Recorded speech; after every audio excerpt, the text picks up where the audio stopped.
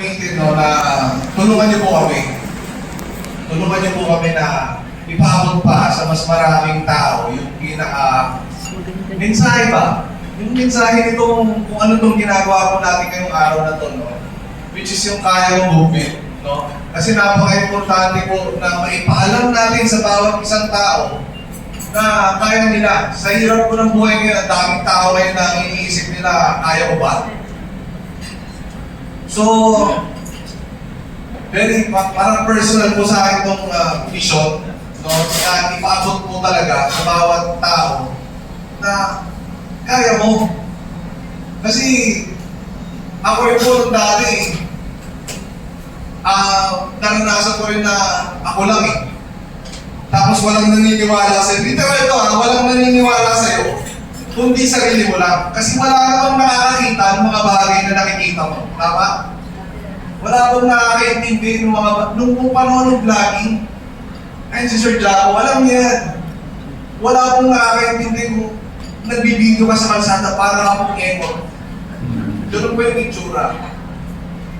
So, ginapang ko lang daan-daan, meron akong matawag sinundan, ginaya, and hindi po masamang mamopya, no? Kasi kanya-kanya naman tayo ng identity, no? Kumbaga, wala ka na ng original sa mundong ito, no? Nagiging unique yan dahil ikaw yung gumagawa dyan, no?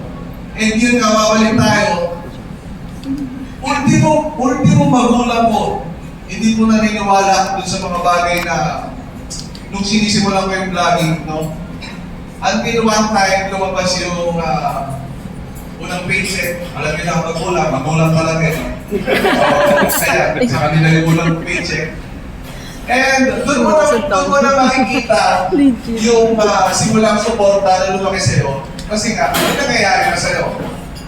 Sa panahon ngayon, ang dami nang pwedeng tumulong sa'yo. No? At isa po dyan ang yung digital bank na nagpapaalala sa'yo at magpapaalala sa'yo araw-araw na, boss, kaya mo. Hindi galing mo yun sa puso, kaya talaga. No? Kaya yun din po yung pinaka-messaging ko kanina, kung mapapansin nyo, yun yung pinaka-messaging ko na maging conscious kayo dun sa airport na nag-iipon. Napaka-importante nun eh. Kasi totoo naman eh. Pero yung iba sa atin, ang laki ng sahod, pero walang ipon. Tama mali. Di ba may ganon? Bakit? Kasi hindi mo gusto mag-ipon talaga. No? So, yun yung pinaka-mensahe na gusto ko pong ipukol. At sana makaabot to sa lahat ng... marami pa po akong vlog na ilalabas na... how do I say this? Siguro, kasi pag narinig natin digital banking lalo sa iba, parang napaka-intimidating sa kanila ng idea ganyan. No? Kaya po ako nandito, siguro yung pinakatrabaho ko, introduce sa kanila in a way na madali lang po ito, madali lang po siya gawin, napaka-simple lang mag-register and all, and kung paano yung access niya, and lahat ng features niya, and paano ka pwede mag-buyer ng bills mo nang hindi mo kailangan lumabas ng bahay, no? Pati yung mga yun, tatry po natin matap, no? And, ayun po,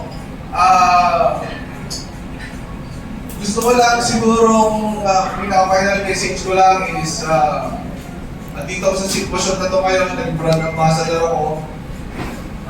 Kung kaya mo rin na ikaw na nanonood dyan ngayon, and, ayun, pagtulungan po natin lahat, kaya natin